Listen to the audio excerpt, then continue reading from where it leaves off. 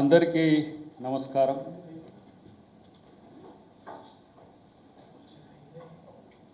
నిన్న ముఖ్యమంత్రి గారు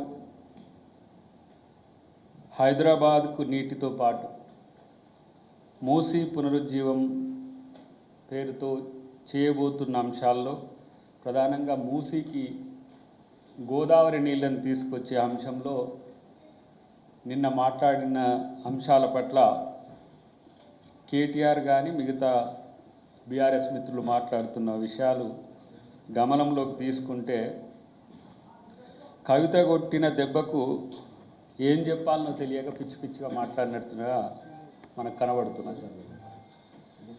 దానికి తోడు మళ్ళీ అబద్ధాలను ప్రచారం చేయడం మొదలుపెట్టారు. అంటే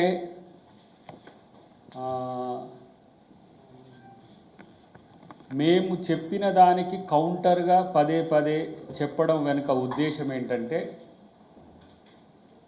మేమే చేసినాం ఇది అని చెప్పుకోవడానికి చెప్తున్న ప్రగల్భాలుగా చూస్తున్నాం తప్పితే దాంట్లో వేరేది కాదు. నిన్న కేటీఆర్ మాట్లాడిన దాంట్లో కాళేశ్వరం నీళ్లు కాదా అవునా కాదా అని చెప్పమని అంటాడు ఆయన. కాళేశ్వరం తలను తెగ్గొట్టిండ్రు, తోకను తెగ్గొట్టిండ్రు. తల తోక లేకుండా కట్టబట్టే కాళేశ్వరం కూలిపోయింది. గౌరవ దివంగత నేత వైఎస్ రాజశేఖర రెడ్డి గారు తుమ్మిడిహెట్టి నుంచి చేవెళ్ళ వరకు ప్రాణహిత చేవెళ్ళ అంబేద్కర్ సుజల స్రవంతి పేరుతోని ఒక ప్రాజెక్టును 35,000 కోట్లతోని ప్రతిపాదనలు చేసి పనులు కూడా 5,600 కోట్ల పైచిలుకు పనులు అయిన తర్వాత ఆ రోజు రాజశేఖర రెడ్డి గారు పరమపదించడం, తర్వాత వచ్చిన ప్రభుత్వాల్లో రోషయ్య గారు కానీ కిరణ్ కుమార్ రెడ్డి గారు కానీ దాన్ని కొనసాగింపుగా శ్రీపాద ఎల్లంపల్లి అనే ప్రాజెక్టును పూర్తి చేసిండ్రు. అది మెయిన్ ఇరుసు. అది ప్రాణహిత చేవెళ్ళకు మీరు తల దగ్గొట్టి కిందికి వచ్చి మేడిగడ్డ నుంచి కట్టిన శ్రీపాద ఎల్లంపల్లి ఇరుసు. అది 20.5 టీఎంసీలు 21.5 టీఎంసీల సామర్థ్యంతో అది ఉంటుంది. ఇప్పుడు మేడిగడ్డ నుంచి లేదు, సుందిళ్ళ నుంచి లేదు, అన్నారం నుంచి ఎత్తిపోసేది లేనప్పుడు సహజ గోదావరి నుంచి వస్తున్న నీటిని అంటే శ్రీరామ్ సాగర్ నుంచి వస్తున్న నీటిని ఇదే ఎల్లంపల్లి నుంచి ఎత్తిపోస్తే ఇది కాళేశ్వరం నీళ్ళు ఎట్లయితే మలన సాగర్ ఆ రోజు 10 టీఎంసీల సామర్థ్యం కావచ్చు, దాన్ని 50 టీఎంసీ చేయవచ్చు. కొండపోచమ్మ 5 టీఎంసీలు కావచ్చు, దాన్ని 17 టీఎంసీ చేయవచ్చు. రంగనాయకమ్మను 15 టీఎంసీలు చేయొచ్చు. మేము పెట్టిన పాయింట్లను మీరు విడుతు పెంచవచ్చు, దాని సామర్థ్యాన్ని పెంచే కదా. మలన సాగర్ ఆ రోజు 10 టీఎంసీలు అంటే ఈరోజు 50 టీఎంసీలు చేసింది. కానీ చేవెళ్ళను వికారాబాద్ జిల్లాను నట్టేట ముంచింది బీఆర్ఎస్ కాదా? వికారాబాద్ జిల్లాకు జూరాల నుంచి ఎత్తిపోసుకుందామని అన్నాడు వెనకటికి ఒకసారి మేము జేఏసీలో ఉన్నప్పుడు. ఏముంది 50 మీటర్లు ఎత్తిపోస్తే వికారాబాద్ జిల్లా మొత్తం కూడా ఇప్పుడున్న వికారాబాద్ అప్పుడున్న రంగారెడ్డి వికారాబాద్ ప్రాంతానికి ఎటు నీటి వసతి లేదు దానికి.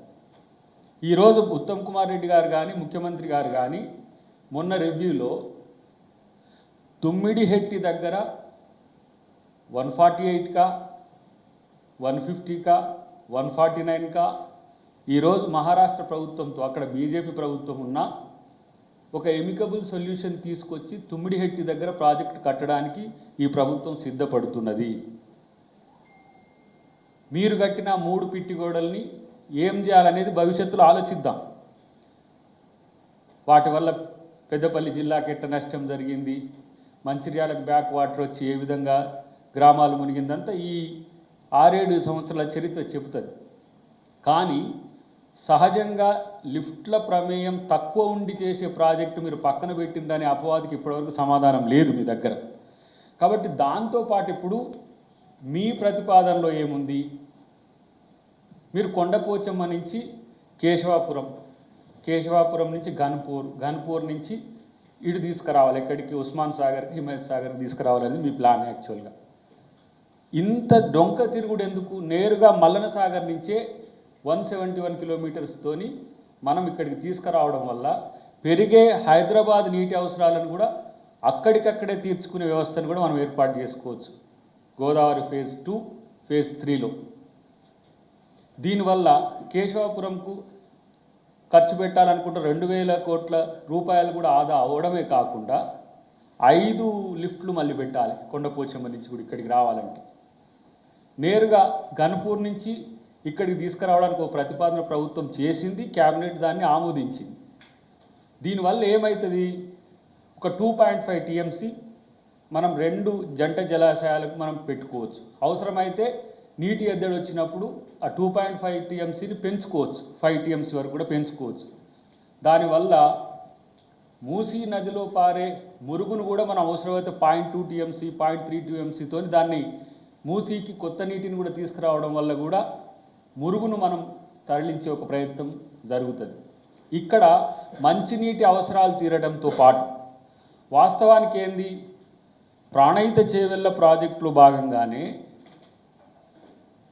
మౌలానా అబుల్ కలాం ఆజాద్ సుజల స్రవంతి పేరు మీద హైదరాబాద్కు 20 టీఎంసీల నీటిని తీసుకురావడం, దాంట్లో 15 టీఎంసీలు 10 నుంచి 15 టీఎంసీలు పారిశ్రామిక అవసరాలతో పాటు ఇతర నీటి అది మంచినీటితో పాటు ఇతర అంశాలకు కూడా వినియోగించుకోవడానికని ఆ రోజు పెట్టినాం. దాన్ని తీసేసి మిషన్ భగీరథకు మీరు ఈ నీటిని మోడీ గారితో ప్రారంభింపజేసింది. దాన్నే మనోడు ఎత్తిపోసుకున్నది ఎవరు, కేటీఆర్. ఆ రోజు కాంగ్రెస్ పార్టీ కట్టిన ప్రాజెక్టే రాజశేఖర రెడ్డి గారు ఆలోచించిన ఆలోచన అది. అసలు కాళేశ్వరం కొత్త ప్రాజెక్టా? కాళేశ్వరం కొత్త ప్రాజెక్టు అని మీరంటే మీకంటే తెలివి తక్కువ ఇంకొక లేడు. కాళేశ్వరం అనేది అంబేద్కర్ సుజల స్రవంతి పేరు మీద కాంగ్రెస్ పార్టీ పెట్టిన ప్రాజెక్టు. అసలు అంబేద్కర్ అనే పేరుని ఎందుకు తీసేయాల్సి వచ్చింది అని అంటే, ఇప్పుడు అంబేద్కర్కు కాళేశ్వరానికి మధ్యన పంచాయతీ పెడుతుంది. ఇటు బీజేపీ వాళ్ళు కాళేశ్వరం పేరు మీద ఎందుకు తీసేస్తారని, అటువైపు అంబేద్కర్ పేరుని ఎందుకు తీసేసిందని అడిగితే సమాధానం ఎక్కడున్నది? దేవుళ్ళ పేరు చెప్పి మోసం చేసింది కూడా BRS party. Gayatri pump house అని, సరస్వతి పంప్ హౌస్ అని. ప్రజల కోసం ప్రాజెక్టులు కట్టరంటే పైసల కోసం ప్రాజెక్టులు కడుతుంది. అవి పిట్టగోడలు కాస్త కూలిపోతే కుంగిపోతే రెండింటిని సరి చేసుకుంటే ఏందని అంటారు. మరి నాగార్జున సాగర్ ఎందుకు కూలిపోదు, శ్రీశైలం ఎందుకు కూలిపోదు? ఈ మధ్యన మీరు వరద వచ్చిన నిజాం సాగర్తో పాటు పోచారం ప్రాజెక్టు 100 ఏండ్ల కింద ప్రాజెక్టు ఎందుకు కూలిపోవట్లే? కడెం ప్రాజెక్టు మీదకి వెళ్ళి నీళ్ళు ఎగిసైనా పడుతుంది కానీ ప్రాజెక్ట్ ఎందుకు కుంగిపోవట్లే, కూలిపోవట్లే? మరి ఇది కట్టింది ఎవరు అని అంటే మేము కాదని అంట. కాబట్టి నేను అనుకుంటున్నది ఏంటంటే, ఇప్పుడు దీంట్లో మా సీఎం గారు ఎప్పుడు ఎక్కడ ఒక శంకుస్థాపన చేసినా దానికి శాపనార్థాలు పెట్టడానికి దిష్టిబొమ్మలాగా కేటీఆర్ వచ్చి మాట్లాడుతున్నట్టుగా నాకు కనబడుతున్నాయి. నేను అంటున్న మిత్రమా, ఇలాంటి చౌట మాటలు, చౌకబారు మాటలు బంద్ చేయి. ఈరోజు మీరెందుకు హైదరాబాద్కు 9 సంవత్సరాల్లో గోదావరి నుంచి నీటిని తీసుకురావడంలో మీరు ఎందుకు వైఫల్యం చెందిండ్రు? ప్రాజెక్టు డిలే చేయడం, ఆ ప్రాజెక్టు పైనుంచి పర్మిషన్స్ రాకపోవడం, దాన్ని రద్దు చేయడం. కొండపోచమ్మ కాన్నే ఆగే ప్రాజెక్టా? కేసీఆర్ యొక్క అసెంబ్లీలో ఇచ్చిన పవర్ పాయింట్ ప్రజెంటేషన్ తీసి చూడండి. కొండపోచమ్మ కాన్నే ఆగడం వెనుక కూడా ఏంటంటే, కొండపోచమ్మలో 15 టీఎంసీల సామర్థ్యంతో వాళ్ళు కడితే 7 టీఎంసీలు నిండంగానే అది భూమి కిందికి కుంగిపోయింది. అక్కడ ఉన్న ఇంతకుముందు ఉన్న గ్రామాలు, అక్కడ పరిస్థితులు ఉన్న భూమి ఆధారాలతో చూస్తే 7 టీఎంసీలకు కింది దిగిపోతే పైన 1 టీఎంసీతోని డెడ్ స్టోరేజ్కి పైన 5 టీఎంసీలు డెడ్ స్టోరేజ్ ఉంటే 2 టీఎంసీ పైనతోని ఆయన ఫామ్ హౌస్కు వాడుకున్నాడు. కానీ గంధమల్ల బసవాపురం కూడా ఎక్స్టెన్షన్ లేదు. మళ్ళీ ఇప్పుడు మేము గంధమల్ల బసవాపురం ప్రాజెక్టులకు సంబంధించి మేము ప్రణాళికలు రూపొందించాల్సిన పరిస్థితి. ఎందుకంటే ఆ రోజు కాంతనపల్లి తీసేసిండ్రు, ఇచ్చంపల్లి చర్చే లేదు, దేవాదుల లిఫ్టుతోని వరంగల్ నుంచి నల్గొండకు వచ్చే ప్రతిపాదనలు లేవు, అన్నీ బంద్ చేసింది. ఒక్క కాళేశ్వరంలో కిందికొచ్చి 3 గోడలు కట్టడంతో కాళేశ్వరం కట్టినమని గఫాలు కొట్టుకునే మీరు మధ్యన 2 ప్యాకేజీలు ఇంతవరకు కంప్లీటే కాలేదు. మల్లన్న సాగర్ కూడా మొన్న ఈ మధ్యన కంప్లీషన్కు మేము కూడా దానికి సహకరించడం వల్ల అవుతున్న పరిస్థితి. ఇంకా అక్కడ భూసేకరణకు సంబంధించిన అంశాలు ఉన్నాయి. అక్కడ ఎన్నో అకృత్యాలు ఇప్పుడు అక్కడ సాక్ష్యాలుగా ఉన్న పరిస్థితి. కాబట్టి కవిత అడిగే ప్రశ్నలకు సమాధానం చెప్పండి, కాంగ్రెస్ అడిగే ప్రశ్నలకు ఎట్లాగో సమాధానం చెప్పలేరు. హరీష్ రావు సంతోష్ రావులే ఈ అవినీతికి కారణం కాబట్టి హరీష్ రావును ఇరిగేషన్ శాఖ మంత్రిగా తీసేసిండు, అది మా డాడీకి చెడ్డ పేరు తెచ్చింది అని చెప్పి ఆమె అన్న ప్రశ్నకు కేటీఆర్ ఎక్కడన్నా సమాధానం చెప్తున్నారా? సస్పెండ్ చేసిండ్రు తప్పితే ఆమె సస్పెక్షన్స్కు మీరు సమాధానాలు చెప్పగలుగుతున్నారా? ఇతరులు చెప్తేనేమో అది రాజకీయము, ఆరోపణలు, అది అబద్ధమని అంటారు. స్వయంగా మీ పార్టీలో ఉన్న మీ ఎమ్మెల్సీ, మీ మాజీ ఎంపీ కేసీఆర్ గారి కూతురు చెప్తేనే దానికి సమాధానం చెప్పలేని పరిస్థితిలో ఈరోజు మీరు ఉన్నారు అనేది మనకు అర్థమవుతున్నది. నేనంటున్న మూసీకి గోదావరి నీళ్ళు రావద్దా కేటీఆర్ చెప్పు. గోదావరి బేసిన్లో లేదా మూసీ? ఈడ పోయి చూస్తే మీకు హుసేన్ సాగర్ పోయి చూస్తే గోదావరి బేసిన్ అని కూడా అగపడుతుంది హుసేన్ సాగర్. ఇవాళ మీరు పరిపాలించే రోజుల్లో బేసిన్లు లేవు, బేసిజాలు లేవని గోదావరి నీటిని కృష్ణా బేసిన్ దాటి పెన్నార్ బేసిన్ కూడా తీసుకుపోవడానికి మీకు మంచి పేరు రావాలని మీ డాడీనో కేసీఆర్ చేసిన ప్రతిపాదనలే మీకు మంచిగా ఉంటాయి. గోదావరి బేసిన్లో ఉన్న మూసీకి వీళ్ళ గోదావరి నీళ్ళు ఇస్తుంటే కడుపు మంట ఎందుకు? మీరు చేయలేని పని కాంగ్రెస్ ప్రభుత్వం, కాంగ్రెస్ పార్టీ చేస్తున్నది. మీరు ఇప్పుడు కృష్ణా నుంచి ఫేజ్ 4 వరకు ఇచ్చిన దాంట్లో మీ పాత్ర ఎక్కడుంది? 1, 2, 3, 4 నల్గొండ జిల్లా వాళ్ళం త్యాగం చేసి నల్గొండ జిల్లాకు రావాల్సిన 16 టీఎంసీలను హైదరాబాద్ ఫేజ్ 4 లాగా మొత్తం తీసుకొచ్చి ఇక్కడ ఇచ్చినాం. మాకు ఎస్ఎల్బీసీ టన్నెల్ కంప్లీట్ కాకపోతే ఆ వాటాను కూడా హైదరాబాద్ తాగునీటి అవసరాలకు ఇచ్చినాం. ఇప్పుడు మూసీ బాగుపడితే నల్గొండ బాగుపడుతుంది అంటే మీకు ఎందుకు కడుపు నొప్పి వస్తున్నది అని చెప్పండి ఫస్ట్. ఒక్కసారి మీరు చూడండి, ఇట్లా పోతే గట్కేసర్ నుంచి భువనగిరి, రామన్నపేట నుంచి మొదలు పెడితే మాకు శాలిగౌరారం, జాజిరెడ్డిగూడెం వరకు ఉంటుంది. మాకు మురికి ఎట్లా ఉంటుంది, మూసి మురికి ఏందో అనుభవిస్తే తెలుస్తుంది. ఇలా నల్గొండకు సంబంధించిన బీఆర్ఎస్ నాయకులు కూడా మాట్లాడతలేరు. ఇలా మూసి రెజన్యువేట్, మూసి పునరుజ్జీవం అయితే నల్గొండకు వాడపల్లి దగ్గర వరకు కూడా మంచి జరుగుతుంది కదా. ఇలా మూసీని ఎట్లా కడతారు, మూసీలో ఉన్న బాధితులు, మూసీలో ఉన్న అంశాలన్నీ చెప్తుంటాడు ఇప్పుడు కేటీఆర్. 6 మీటింగ్లు పెట్టినావు నువ్వు. 6 మీటింగ్ల నీ మినిట్స్ ఒకసారి తీసుకో. ఎవరిని కూడా బేర్ చేసేది లేదు, అన్ని ఇండ్లను తొలగించేస్తాం మేము, ఇష్టం మీరు మూసి నది గర్భంలో ఎట్లా కడతారని చెప్పి హెచ్చరించిన మీరు ఇలా మేము ప్రత్యామ్నాయ ఏర్పాట్లు చేసి వాళ్లకు అవసరమైతే ఒక 10,000 కోట్ల ప్యాకేజ్ ఇచ్చి మనం ఆల్టర్నేట్స్ చేద్దామంటే బీజేపీలు ఏమో మూసీలవంటారు, వీళ్ళేమో అడ్డం పడతామంటారు. దానికి అడ్డం పడినా మేము ఆగేది లేదని చెప్పి ముఖ్యమంత్రి గారంటే ఇగో ఆయన హైదరాబాద్కు ఇలా మొన్న హైడ్రాను కూడా గట్టనే చేసింది. హైడ్రా కనుక అక్రమాలను తొలగించే ప్రయత్నం చేస్తే ఇంకా వరద ముంపు అంతగా ఉండకపోతుండే. కాబట్టి ఇలాంటి ఒక తలాతోకా లేని పనులు చేసేది బీఆర్ఎస్ పార్టీ. ఇలా మురికి ఒకటైతే హైదరాబాద్ను ఒక మూసి క్యాన్సర్ లాగా ఉన్నది కడుపులో, దానితో నగర వేగం తగ్గుతున్నది. దాంతో అంటే దాని మీద 18 బ్రిడ్జిల పైచిలకి ఇప్పుడు ప్రతిపాదనలు ఉన్నాయి. ఇరువైపులా 2 4 లేన్స్ రోడ్స్ ఉన్నాయి. డెవలప్మెంట్ మోడల్ కూడా దాంట్లో ఉంది. దానికి కన్సార్షియం వేసినామనంటే 150,000 కోట్లు అంటారు. ఊరికే 150,000 కోట్లు అని చెప్పింది ఎవరు? పైసలు పెట్టేటోడు ఒకడైతే, కట్టేటోడైతే, దాన్ని నిర్వహించేటోడు ఒకడు. ₹1 అయితే ఇప్పుడు మూసీతో రావట్లేదు కదా, హైదరాబాద్తో వస్తున్నాయి. కానీ హైదరాబాద్ ట్రాఫిక్ కష్టాలే కాదు, మురికి కష్టాలే కాదు, రోగాల బారిన పడుతున్న ప్రజలకు సంబంధించి కూడా ఇక్కడ మేలు జరుగుతుందని చెప్తే ఇదే గోబెల్స్ ప్రచారం చేసుకుంటా ప్రతిరోజు ప్రభుత్వం మీద వీళ్ళు అవాకులు చవాకులు పేరుతున్న పరిస్థితి మనం చూస్తున్నాం. అన్నిటికంటే ముఖ్యంగా ఎల్లంపల్లి అనేది మీరు కోట్ చేసుకోవడానికి ఎక్కడిది మీకు హక్కు? శ్రీపాదరావు పేరు మీద, దివంగత శ్రీపాదరావు గారి పేరు మీద అప్పుడు రాజశేఖర రెడ్డి గారు వారు స్పీకర్గా చేయడమే కాదు, కాంగ్రెస్ పార్టీకి ముఖ్య నాయకుడు, ఇప్పుడున్న గౌరవ మంత్రివర్యులు శ్రీధర్బాబు గారి తండ్రి గారు వారి పేరు మీద మేము ప్రాజెక్ట్ ఏర్పాటు చేసి తెలంగాణ ఉద్యమ కాలంలో మా పొన్నం ప్రభాకర్ గారే ఆ రోజు దాన్ని మీరు ఇప్పుడు ఓపెన్ చేయొద్దని చెప్పి కిరణ్ కుమార్ రెడ్డి గారికి ఆ రోజు హెచ్చరిక ఇచ్చిన సంగతి మేము మూమెంట్లో ఉన్న మాకందరికి కూడా తెలుసు. ఇదే అంబేద్కర్ సుజల స్రవంతి అనే పేరును కూడా దివంగత కాకా గారు సూచించిన పేరు అది. ఆ ప్రాజెక్టుకి ఆయన పేరు పెట్టండి అని చెప్పి ప్రాజెక్టు మేము డిజైన్ చేసి చేస్తే ఎస్కలేషన్తో మీరు 147,000 కోట్లకు 3వ పైపు అంటాడు ఒక ఆయన. 3వ పైపుకు పర్మిషన్ రాలే. మూడో పైపుకు కూడా మేము ప్రతిపాదనలు తెచ్చినాం, అది చేయకుండా ఆపిండ్రు, కాంగ్రెస్ ఆపిండ్రు అని చెప్తున్నారు.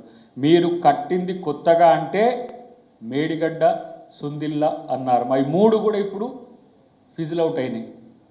వాటిని ఎట్లా అనే దాని మీద మేము భవిష్యత్తులో డెఫినెట్గా కరీంనగర్కి కానీ, పెద్దపల్లికి కానీ, ఇటు భూపాలపల్లికి కానీ వాటితో బ్యారేజెస్తో, కృష్ణా బ్యారేజ్తో ఏం చేస్తుండ్రో, ధవళేశ్వరం బ్యారేజ్తో ఏం చేస్తుండ్రో, బ్యారేజెస్తో ఏం చేయాలనో కాంగ్రెస్ ప్రభుత్వం చేస్తుంది. బ్యారేజెస్ కట్టి ప్రాజెక్ట్స్గా, బహుళార్థక సాధక ప్రాజెక్టులుగా మీరు చిత్రీకరించే కుట్ర మానుకోండి. ఫస్ట్ ప్రకృతే చెప్పింది ఇవాళ పరిస్థితిని అంతా కూడా. కాబట్టి ఇలా కేశవాపురంకు సంబంధించి 5 టీఎంసీలు ఏదైతే ఉందో వాటి నుంచి మనం రిజర్వాయర్గా మార్చి అక్కడి నుంచి తీసుకురావాలనుకున్నది ఇప్పుడు ప్రతిపాదన ఈ ప్రభుత్వం మార్చింది. దాన్ని గుర్తుపెట్టుకోవాలి. ఫేజ్ 2, 3 ఎట్లా వస్తుందో పాపం వాళ్ళకి తెలియక సతమతం అవుతూ హైదరాబాద్కు మీరు కాళేశ్వరం నీళ్ళు తెస్తున్నారని అంటారు. మల్లన సాగర్కు సంబంధించిన అంశంలో డెఫినెట్గా డెడ్ స్టోరేజ్ నుంచి తీసుకోవచ్చు అనేది కూడా ప్రభుత్వం భావించింది. 50 టీఎంసీలో డెడ్ స్టోరేజ్ నుంచి కూడా మంచినీటి అవసరాలకు తీసుకురావచ్చు. ఏ ప్రాజెక్ట్ నుంచి అయినా, నాగార్జున సాగర్ నుంచి అయినా, శ్రీశైలం నుంచి అయినా, ఏ ప్రాజెక్ట్ నుంచి అయినా తాగునీటి అవసరాల కోసం డెడ్ స్టోరేజ్ నుంచి కూడా తీసుకొచ్చే వెసులుబాటు మనకు సిడబ్ల్యూసీలో ఉన్నాయి. నీటి ఒప్పందాల్లో కూడా ఒక ప్రధానమైన అంశంగా ఉంది. అది తెలుసుకుంటే మంచిది. కాబట్టి పెద్ద ప్రాజెక్టుగా దాన్ని మీరు చిత్రీకరించుకున్న, అది మేము ప్రతిపాదించిన ప్రాజెక్ట్ అనే విషయాన్ని గుర్తుపెట్టుకుంటే మంచిదని చెప్పి మిత్రుడు కేటీఆర్కి నేను సూచన చేస్తున్నా. అన్నిటికంటే ఎక్కువ ఏంటంటే ఇవాళ కొండపోచమ్మ సాగర్లో 8 టీఎంసీలు ఉంటేనే మనం తీసుకోవడానికి అవకాశం ఉంది. కొండపోచమ్మను కాకుండా మల్లన సాగర్ ఎంచుకున్నది ఎందుకంటే డెడ్ స్టోరేజ్ నుంచి తీసుకోవచ్చని. ఇది 8 టీఎంసీల పైన ఉంటేనే కొండపోచమ్మ నుంచి మనం డ్రా చేయగలం. అందుకనే దీనికి ఆల్టర్నేట్ చేసిందనే విషయాన్ని మీరు గుర్తుంచుకోవాల్సిన అవసరం ఉంది. అంతేకాకుండా హైదరాబాద్కు ఇప్పుడు ఎన్ని అంచెలు అంటే చూడండి, అక్కారం నుంచి మర్కూరు, కొండపోచమ్మ సాగర్ ఇట్లా వచ్చి బొమ్మరాసిపేట, గన్పూర్ ద్వారా అంటే 5 చోట్ల మనం పంపింగ్ చేయాల్సి ఉంటుంది వీళ్ళు చేసిన ప్రతిపాదన అయితే.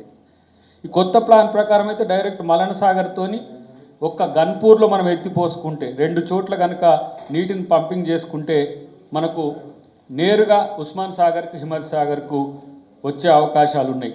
కాబట్టి ఇది రేపు గ్రేటర్ విస్తరణకు కూడా, గ్రేటర్ హైదరాబాద్ విస్తరణకు కూడా ప్రజల అవసరాలకు ఇది ఉపయోగపడుతుందనే విషయాన్ని దీంతో మీరు ఇంకొక అంశం గుర్తుపెట్టుకోవాల్సింది ఏంటంటే, గోదావరి కృష్ణా నుంచి హైదరాబాద్కు తాగునీటి అందిస్తున్న ఖర్చు 1 కిలో లీటర్కు ఒక లీటర్కు 48 రూపాయల వరకు ఉండేది. ఇప్పుడు గోదావరి నీటి రావడం ద్వారా కేవలం 4 రూపాయల నుంచి 5 రూపాయల వరకే ఖర్చు అవుతుంది అనేది మొన్న క్యాబినెట్ ఒక అంచనాకు వచ్చింది. కాబట్టి ఇలాంటి బహుళ ప్రయోజనాలు ఉండే అంశాలన్నింటినీ కూడా కాంగ్రెస్ ప్రభుత్వం బేరీజు వేస్తూ ఏది మంచి ఏది చెడు, దాంట్లో ప్రజలకు, ప్రజాధనానికి ఇబ్బంది కాకుండా చేసేది ఎట్లా అని చెప్పి మేము ప్రయత్నం చేస్తుంటే, ఇక పొద్దుగా లేచిన కాంచి ముఖ్యమంత్రి గారు ఒకటంటే దానికి ఆల్టర్నేట్గా కౌంటర్గా చేసుకుంటూ మీడియాలో లేకపోతే సోషల్ మీడియాలో కథనాలు నడుపుతూ మేము చేస్తున్నది ఏదో తప్పు, వారు చేసింది 9 సంవత్సరాల్లో ఒక్క ప్రాజెక్ట్ కంప్లీట్ చేయలేకపోతుంది. కృష్ణా మీద కానీ గోదావరి మీద కానీ ఒక్క ప్రాజెక్ట్ కంప్లీట్ చేయలేకపోతుంది.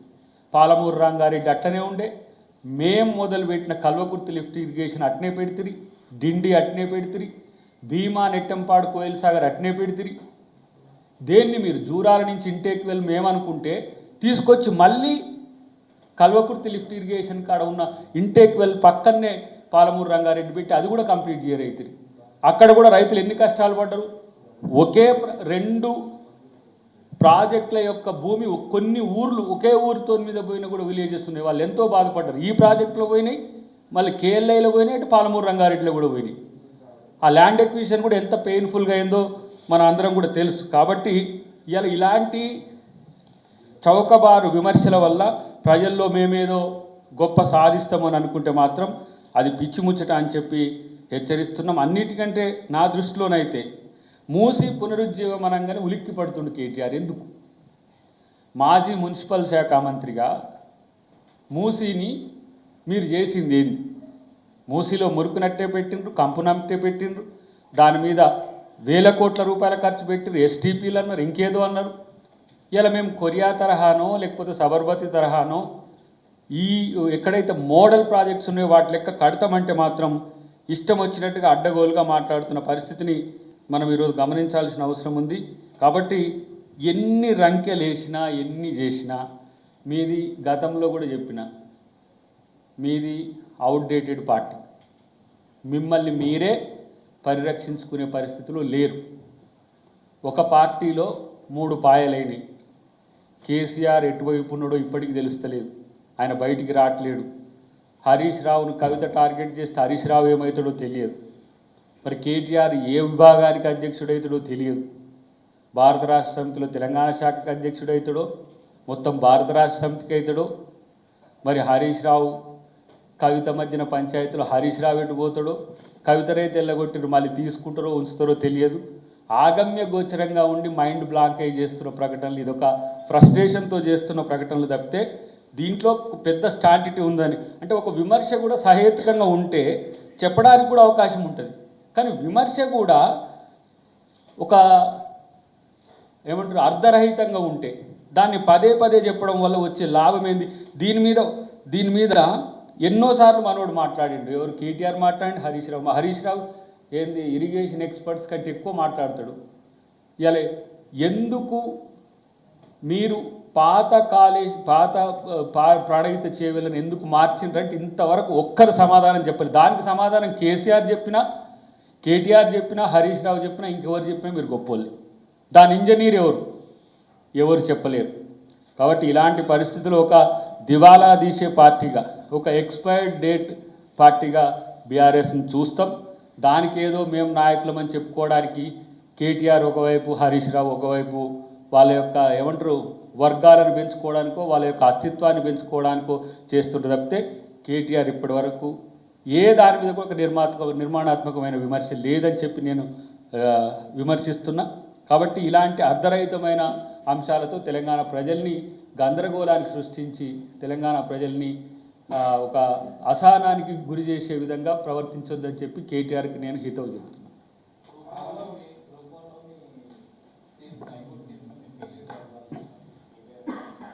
ఇప్పుడు గ్రూప్ 1 తీర్పులో హైకోర్టు పరిధిలో ఉన్నది, దానికి ఏం చేయాలనేది టీఎస్పీఎస్సీ నిర్ణయం తీసుకుంటుంది.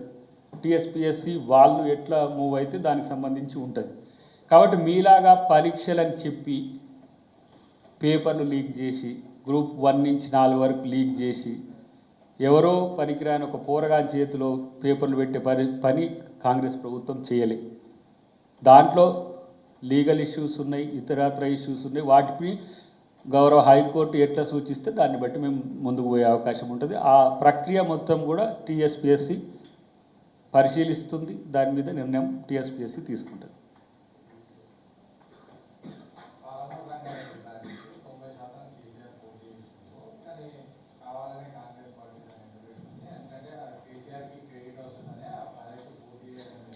పాలమూరు రంగారెడ్డి ప్రాజెక్టు ఎవరు మొదలుపెట్టింది? పాలమూరు రంగారెడ్డి ప్రాజెక్టు కిరణ్ కుమార్ రెడ్డి గారు మొదలుపెట్టింది. ఆ రోజు ప్రాజెక్టు ఫీజిబిలిటీ రిపోర్ట్ కొరకు 8 crores పెట్టి దాన్ని సర్వే చేయించి జూరాల నుంచి తీసుకోవాలని ప్రతిపాదనలు చేసింది పాలమూరు రంగారెడ్డి, పెట్టింది కాంగ్రెస్ పార్టీ. మీరు దాన్ని ప్లేస్ మార్చిన 9 సంవత్సరాలు కట్టలేకపోయింది కదా. నేను ఒక మాట అంటున్నా, 4 సంవత్సరాలని అత్యంత మీకు భారీ ప్రతిష్టాత్మక ప్రాజెక్ట్ అనుకున్న కాళేశ్వరం కట్టగలిగిన వాళ్ళు 9 సంవత్సరాల్లో కాంగ్రెస్ మొదలుపెట్టిన పాలమూరు రంగారెడ్డిని ఎందుకు కట్టలేకపోయింది? కాబట్టి ఒక్క ప్రాజెక్టు కట్టకపోక, అందుకనే ప్రజల కోసం ప్రాజెక్టు కడితే కాంగ్రెస్ ప్రాజెక్టు లాగా కనబడతాయి, కమిషన్ల కోసం ప్రాజెక్టులు కడితే టీఆర్ఎస్/బీఆర్ఎస్ ప్రాజెక్టు లాగా కనబడతాయి. ఒక రకంగా నేను అనుకుంటున్నది ఏంటంటే, ఈ ప్రాజెక్టు మేము కట్టినము అని చెప్పుకోవడానికి బీఆర్ఎస్కి ఏముందో చెప్పమనండి.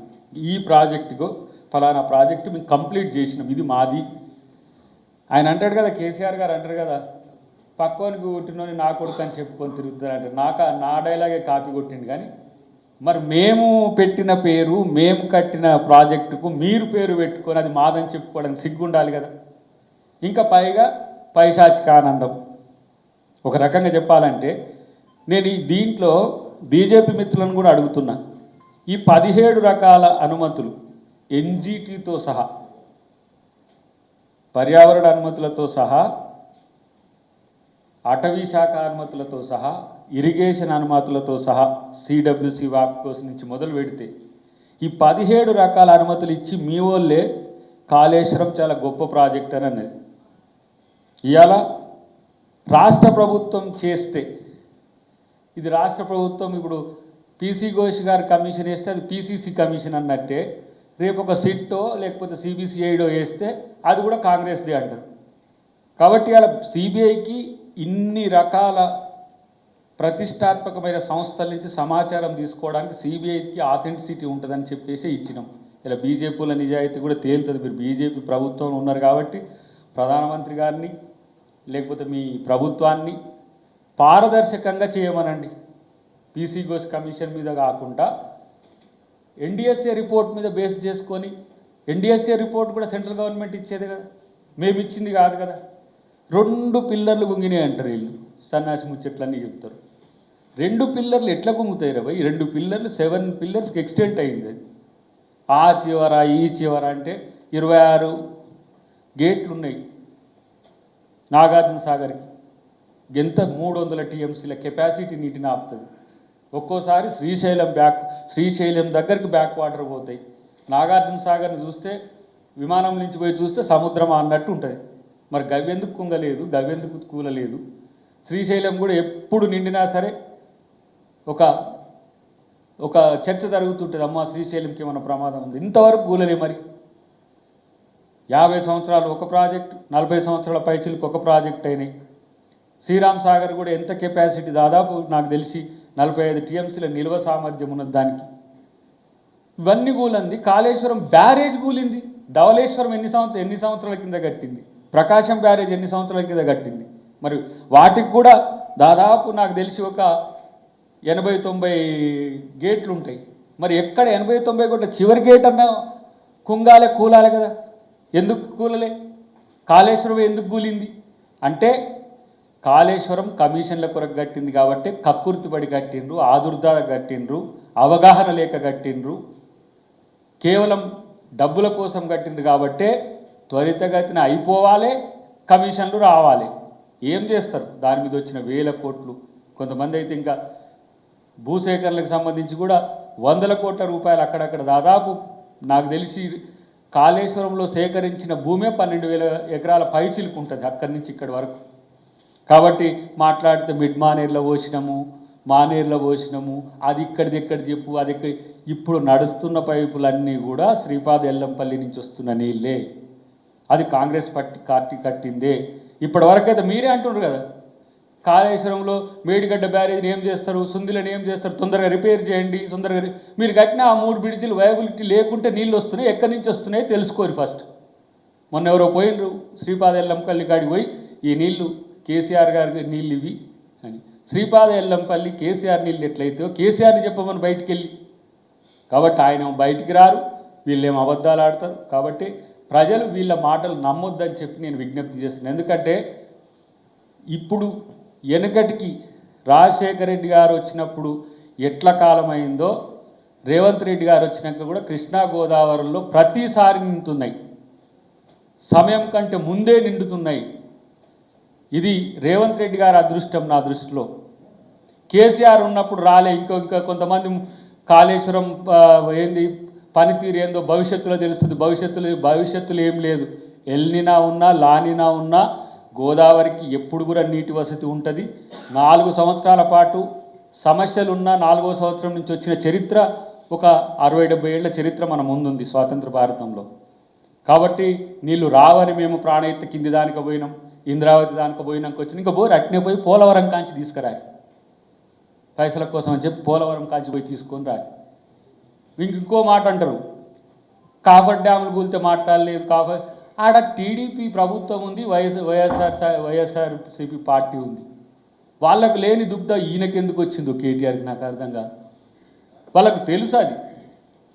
అక్కడికి వచ్చే వరద దిగువ సీలేరు నుంచి వచ్చిన నీటితో ఏ విధంగా పోలవరం ఉంటుందో అంబేద్కర్ గారు చెప్పిండ్రు. ఇప్పుడు కాదు, ఆయన తుంగభద్ర బాక్రానంగల్ మీద పనిచేసినప్పుడు అంబేద్కర్ గారే పోలవరంతో రాజమండ్రికి కూడా సమస్య ఉంటుందని చెప్పిన చరిత్ర ఉంది. అవన్నీ తెలుసుకోండి. కాఫర్ డ్యామ్ పోతే దానికి పోలవరానికి కాళేశ్వరానికి ముడి పెడతారు వీళ్ళు. ఇప్పుడు నువ్వు పోయి మరి భారత రాష్ట్ర సమితి కదా పోయి ఆంధ్రప్రదేశ్లో కొట్లాడు మరి. మళ్ళీ జగన్ మరి మీ మిత్రుడో శత్రువో నాకు తెలియదు మరి, ఆయనప్పుడే కూలింది మరి. అట్లా కూడా తలాతోకలేని స్టేట్మెంట్లే, ఎటు అనాలోచితంగా చేసే స్టేట్మెంట్ల వల్ల వచ్చేది ఏంటి? కాబట్టి ఈ టీఆర్ఎస్ ఎంత మాట్లాడినా అది చరిత్ర కాబోతున్న పార్టీ, చరిత్ర కాలగర్భంలో కలిసిపోబోతున్న పార్టీ అని నేను చెప్తున్నాను. ఎందుకంటే ఒక రోజున తెలంగాణ ఉద్యమంలో అది పోషించిన పాత్రను మేము ఎప్పుడు కూడా దాన్ని తీసేయలే, మా ముఖ్యమంత్రి గారైనా మా కాంగ్రెస్ పార్టీ అయినా సరే. అందుకే కేసీఆర్ నిరాహార దీక్ష చేసినా, ఆ రోజు ప్రకటన చేసినా తెలంగాణ పట్ల కన్సర్న్ ఉండబట్టి, తెలంగాణ అని చెప్పి తెలంగాణ ఉద్యమం పేరు చెప్పి తెలంగాణ ప్రజల్ని మోసం చేసి వంచి తెలంగాణ ధనాన్ని దుర్వినియోగం చేసి తెలంగాణ ప్రజల్ని మోసం చేసి తెలంగాణలో ఉండే దేవుళ్ళను కూడా మోసం చేసి డబ్బును దోచుకొని అలా తీర్పిచ్చిండ్రు ప్రజలు. అయినప్పటికీ కూడా ఇంకా వాళ్ళు ఆ ఆహాన్ని మానుకుంటలేరు, ఆ బలుపును మానుకుంటలేరు, ఆ ఏమంటారు అబద్ధాలను మానుకుంటలేని పరిస్థితి. కాబట్టి ప్రజలు గమనించాలని చెప్పి నేను విజ్ఞప్తి చేస్తున్నా. ఆయన ఎప్పుడు చెంపపెట్టు కాళ్ళపెట్టు అంటూనే ఉంటాడమ్మా. కాబట్టి మరి మీరెందుకు పెట్టలేకపోయినరో ఆయనను సమాధానం అడుగురి.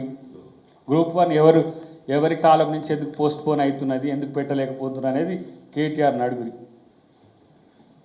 మేము ఇప్పుడు దాదాపు వాళ్ళు వేసిన నోటిఫికేషన్స్కే ఇప్పుడు 60,000 ఉద్యోగాలు, ఎందుకంటే ఈ పైప్ లైన్లు ఉన్నాయి కాబట్టి వాటిని కాదనలేము, కాబట్టి వాటిని నింపిన తర్వాత మళ్ళీ కొత్త నోటిఫికేషన్స్ కొరకు పోబోతున్నాం.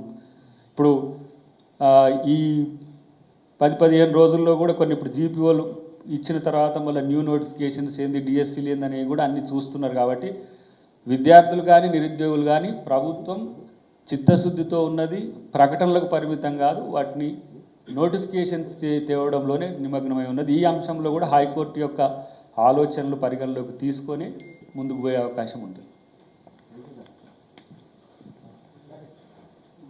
Thank you very much.